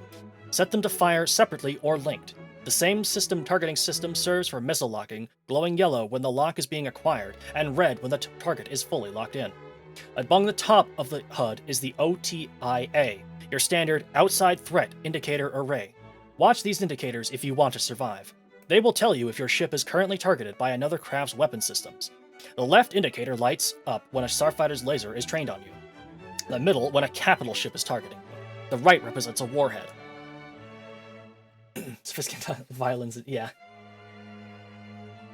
It's extremely it's so sophisticated, you know, it plays violins. Hopefully the music is not overwhelming me. I'm just kind of letting it play, and I don't know what's actually in this playlist, so just put it on to make it this a little less boring. Anyways, at the top of the CMD is the weapons readout. The center readout lists the number of missiles or torpedoes you currently have. On a TIE fighter, that number is 0. On other craft, the number will vary. The two bars on either side of the missile torpedo inventory represent the charge state of your onboard laser banks. They charge in two phases. Normal charging results in a dull green readout. Once full normal levels are attained, weapons will begin to supercharge. When they glow bright green, they are supercharged. You will get a little more power and range from your laser systems when they are supercharged. You can shoot until the bar goes dark. Then you'll have to wait for the lasers to recharge. And you set the recharge rates with the F9 button, right? Merrick added before he could control his mouth. Tox grunted. Yeah, you're paying attention. You get points for that. Now keep quiet and listen. Yes, sir, answered Merrick. To be truthful, he already knew all this and was getting a little bored. Same, buddy. Doesn't this guy have anything I don't already know, he thought. Funny does say, press the action button. If you want to climb ladders, press the action button. Every starfighter has a throttle control readout. Its position will vary from ship to ship. Get used to recognizing it. On this ship, it is to the right of the CMD. The first number is your throttle indicator, measured in percent of the available power. Right now, it's at 100%. Next to the throttle indicator is your current relative speed. Speed is affected not only by throttle settings, but by weapon and shield recharge settings. I'll get back to that later, so pay attention. The key to successful control of any starfighter is the ability to manage your energy. Each spacecraft has a power plant that delivers a certain amount of power, and how you direct that power will affect the performance of your fighter. What happens if I press Alt F4 at the same time on a TIE fighter, sir?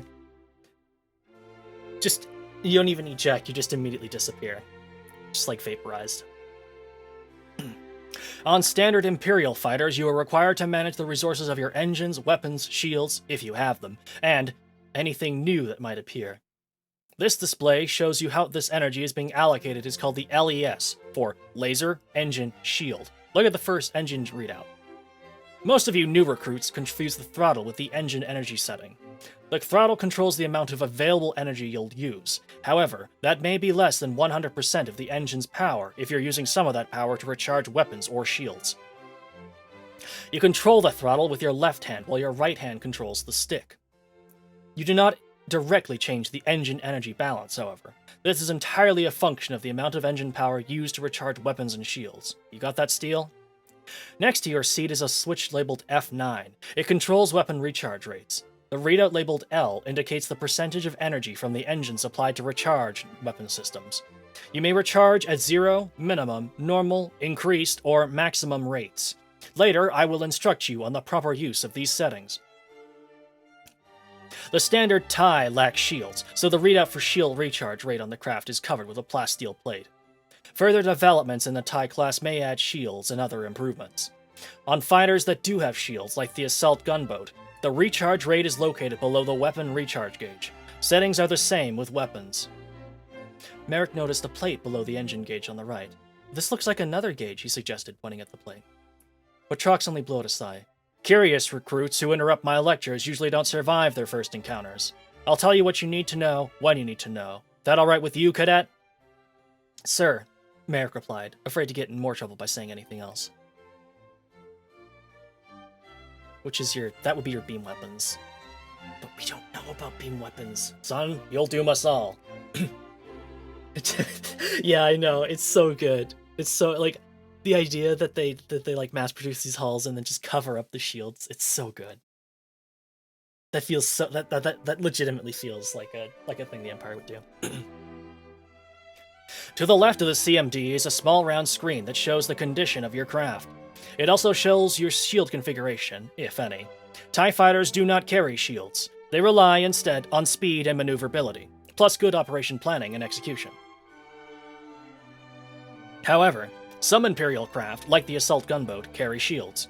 If your fighter does carry shields, you may use the S key to toggle through different configurations: full front, full back, or 360-degree coverage. In the event that you take direct hits to the shield, the color of the readout will change from green to yellow to red, and the shield coverage will be reduced. Once the shields are gone, the only thing between you and enemy fire is the hull armor, and you don't want to rely on that too long. Hull damage is likewise color-coded. We've got some new technology that gives you a close look at any craft you've targeted. At the top of the screen is the name of the craft, its distance from you, and its current cargo, if known. In the middle of the screen, you'll see shield and hull condition, weapon load, and current fire states. The bottom of the window shows information about the target's current orders, distance and time from its target. Tap the key marked Z to open the threat display.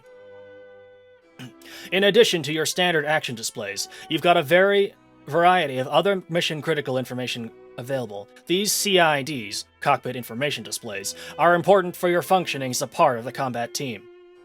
During a mission... Oh my god, is this all about... It is kind of cute. He's just gonna climb up the airlock. Have a good night, Sir. Take care, Queenly. Thanks so much for tuning in. I hope this was good. I hope you liked it. Have a good night. And also, happy birthday, by the way. Before you go, I haven't wished you happy birthday yet. During a mission, you can press the G key to get a readout of mission goals. If you're in doubt what your mission is, check this readout. Updates will occur as the mission progresses. Check it often. These goals are why you're out there, Cadet. Press L to review all incoming radio messages and onboard system reports received during a mission, in case you were too busy judging fire to notice the first time they came in. During a mission, your scanners will keep an up-to-date holographic map of all nearby spacecraft. Pressing the key marked M will call up this display. Use your stick controls to move about the map. You may issue commands to your wingmen or to any other craft within your authority. Use Shift Z on your console during flight to bring up a list of available commands or issue them directly. Oh my god, is this all... Is there like no more... No, there's gonna be like actual story after this. I have to keep going.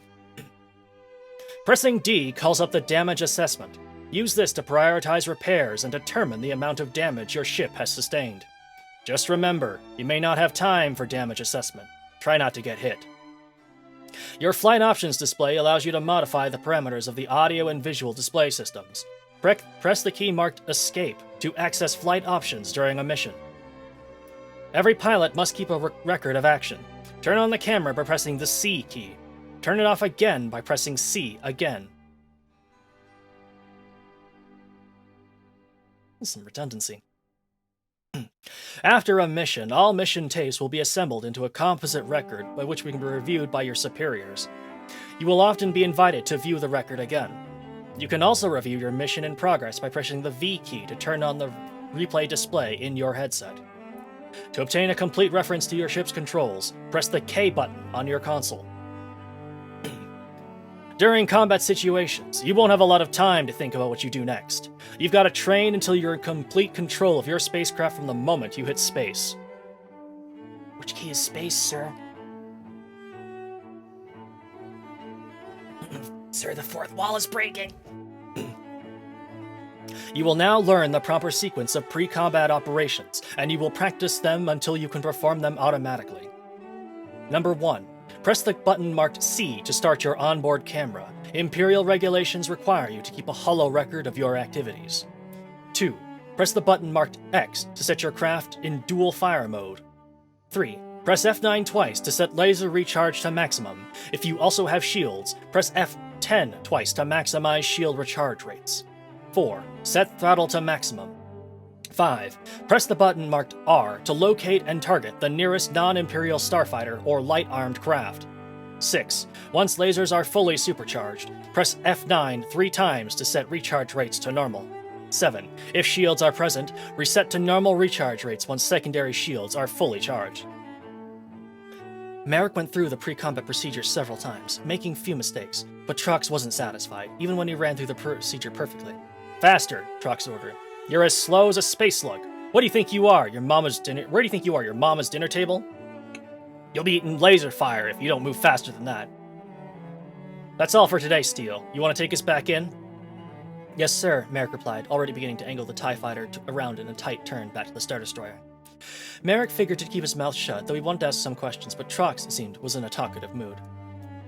The real key to successful control of your fighter craft... Space slug, because this is space. Absolutely. As opposed to, that's how you know we're in space. That's how you know we're in a science fiction thing, is when we could put space prefix in front of things. If it was just a regular slug, it'd be too unbelievable, as we talk about hitting the escape key in F9. The real key to successful control of your fighter craft is managing energy, he said suddenly. Do you remember what I told you about the LES displays? I do, sir, Merrick answered promptly. All right, I want you to slow this fighter down the most efficient way you can think of. Merrick's hand twitched on the throttle controls and he was about to pull back on the lever. He stopped himself and quickly reasoned out Trox's order. The most efficient way. Merrick reached for the button marked F9 and pressed it twice, placing the laser recharge rates at maximum.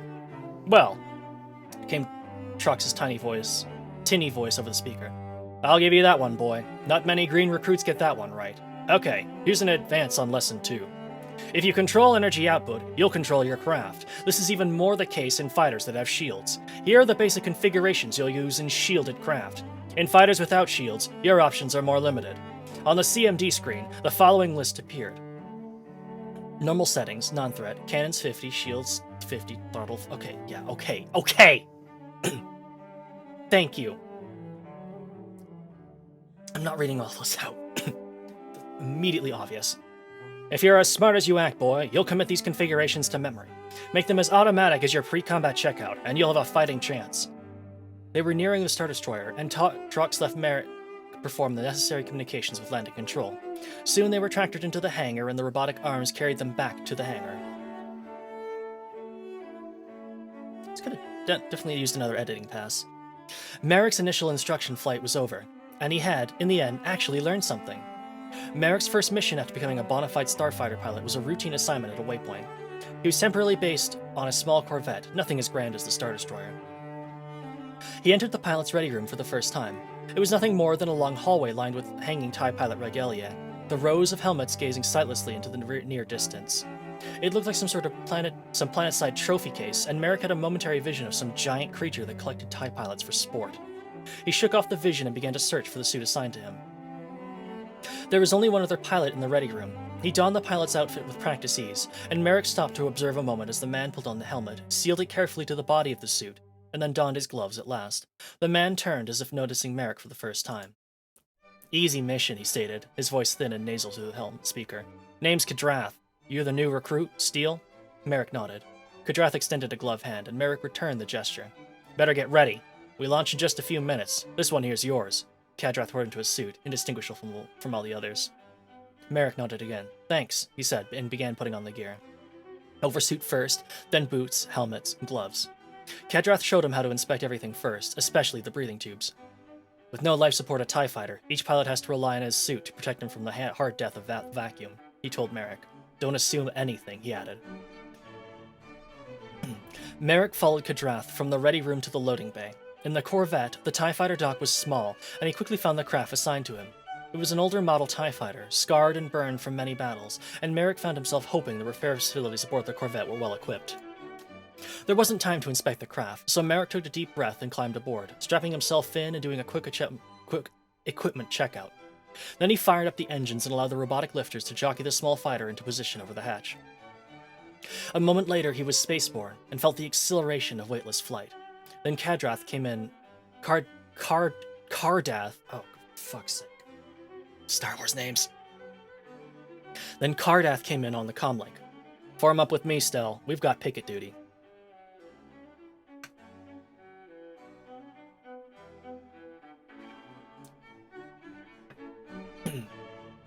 It was an uneventful duty, simply flying around and sensor scanning various freighters and transports that jumped into the area. Then, a group of 6 ordinary freighters arrived, and Merrick fired up his engines, nosing his starfighter over in that direction. He used his target indicator, located just like the first of the freighters, and headed directly at it. Flying close to the freighter, his scanners revealed that it was carrying legal cargo, food supplies. Bound for some far-off world, he thought. He used the target locator and turned towards the second freighter. Everything remained routine until he reached the 5th freighter. Weapons, he called into the comlink. I've got a load of weapons here. Good work, Stele, came the answering message. Help is on the way. Just then, the onboard computer registered that several new shuttles had appeared out of hyperspace. These new shuttles did not identify themselves, which is enough evidence of their unlawful intent. Merrick found the nearest one on the target locator and jerked his TIE fighter over in a hard turn. He came quickly upon the transport, and a visual sighting showed the hated symbol of the Rebel Alliance on its dorsal fin.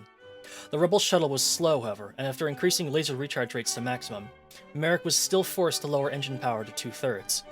He opened fire without delay, staying easily on the shuttle's tail. When he came in close enough, the target identification system confirmed the shuttle's identity. He watched the indicator between shots to see how much damage the enemy had sustained. While he was so engaged, other TIE fighters arrived, and there was a confusion of laser blasts from the opposing spacecraft. "Come on," he urged. He was speaking to his dual-firing lasers, which made extremely slow work of destroying the shuttle. He was anxious to help the other pilots, but the shuttle's shields were strong, and even with supercharged blasts, they held out a long time.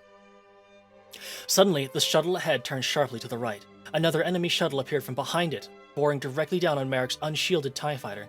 His threat indicator lit up, and he jerked off course in a sharp turn, thinking to avoid enemy fire, but he hadn't counted on friendly fire, and he almost ran directly into the beam of an oncoming TIE fighter who had joined the pursuit. Only a last-minute juke saved him. He quickly found the shuttle he'd been chasing and attached himself to its tail once again, but his hand on the stick was shaking, and he could feel the perspiration dripping down his face inside the confines of his helmet. His breathing, too, was ragged. How easy would it be for him to die in one of these space buggies? Pargo had been right. In the end, Merrick survived. He shot down 3 rebel shuttles as they arrived in successive waves. Only 2 TIE fighters were lost in the battle, and the rebels were routed. The squadron commander congratulated the survivors and held a short ceremony for the dead. Merrick retired to his temporary quarters after the ceremony and sat for an hour with his head in his hands. He had watched one of the Imperial pilots die. His TIE fighter had collided with a rebel ship and disintegrated. The rebel ship's shields took a beating, but the shuttle was not destroyed. It was a sobering moment. Merrick realized that the only way to survive as an Imperial pilot was to fly the better craft. There was only one way to get that opportunity. He had to be the best pilot in his squadron. He had to earn the right to be counted among the elite, because only the elite had any hope of surviving for long. At that moment, Merrick's vision appeared before him. He saw it as a tunnel stretching off into the future. At the end, a bright light awaited him. Was it an early and explosive death, or would he become a star among the Imperial elite? He pondered the question until he fell asleep. In his dreams, he heard the Emperor's voice. "Merrick, you have been called upon to join us, to join for the good of all beings. You are mine."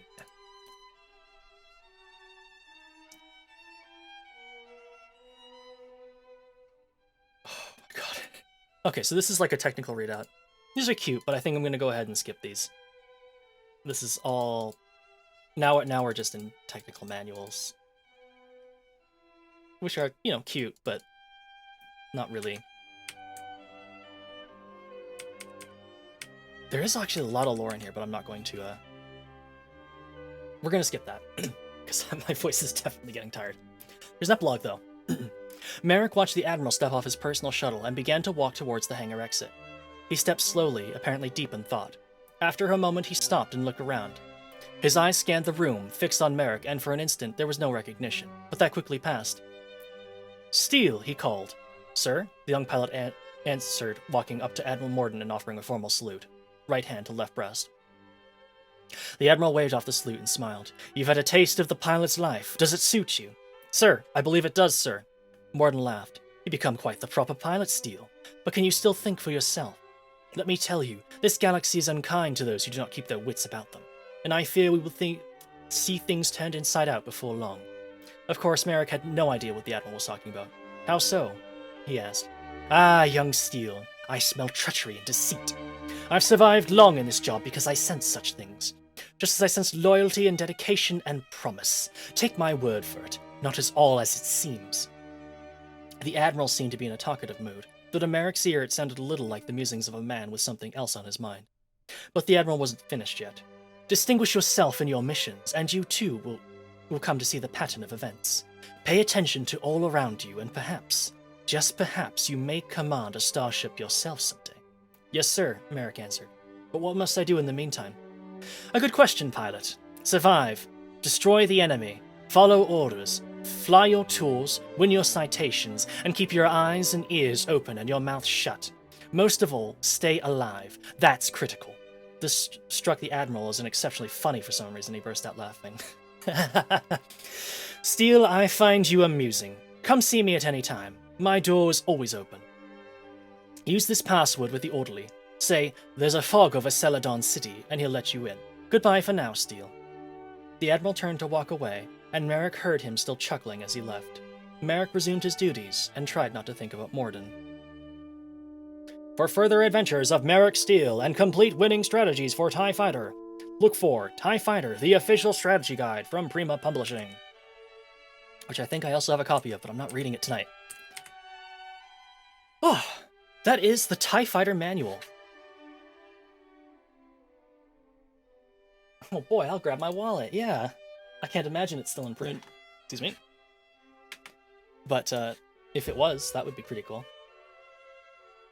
I'm pretty sure it's on GOG. Like, I'm pretty sure it comes in the release, which is pretty cool.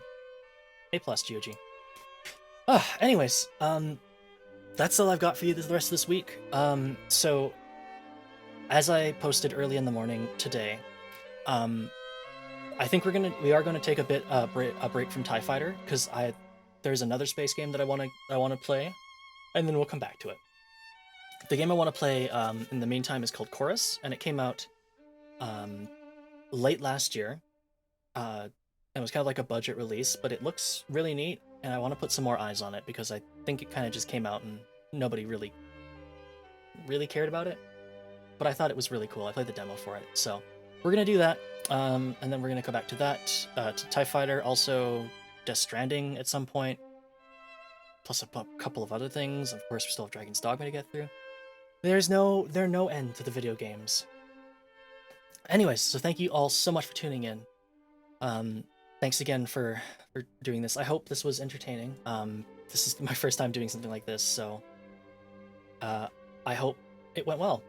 I'll have to figure out next time like what suitable music would be, but I think it went okay.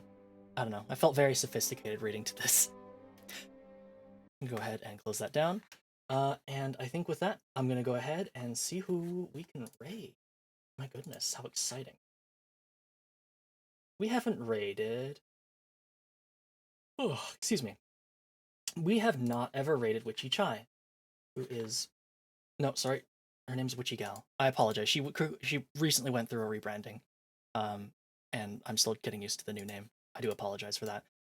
She is a lovely, lovely person, lovely VTuber, who's rebuilding after starting a new account. So let's go ahead and say do something. I think she's doing a city tour right now, which should be pretty cool. Anyways, take care, everybody, and have a good night.